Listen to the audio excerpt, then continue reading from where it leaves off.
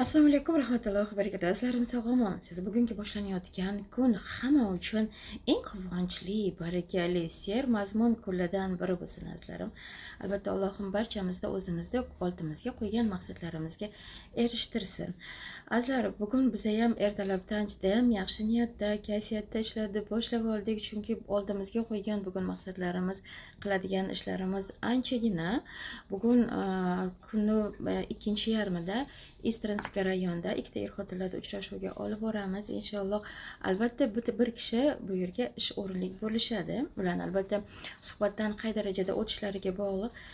Bugun kechga yana bitta vakansiyamiz yopiladi. Uyda egasi bilan boya gaplashgandim. Kechga kelib olib ketaman deyishdi er-xotinlar azizlarim.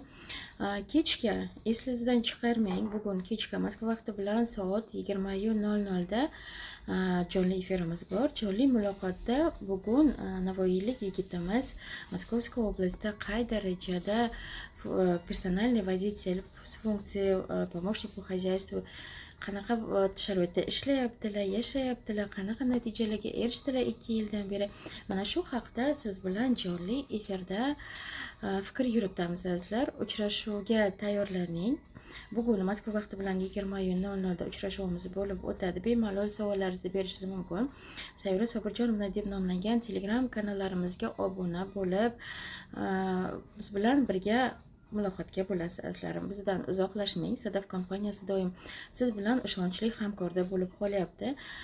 Allohga shukr, mana 6 yil davomidagi faoliyatimizda anchagina hamyurtlarimizni taqdirlarini o'zgartirishga turtki bo'ldik. Avvali Xudo, Allohim bizani sababchi qilgan ekan. Mana shu yo'nalishda Xudoni o'zi bizga kuch-quvvat bersin.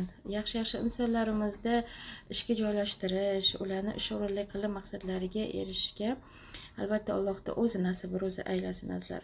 Sog' bo'ling, omon bo'ling. Sizlarni kutib qolamiz.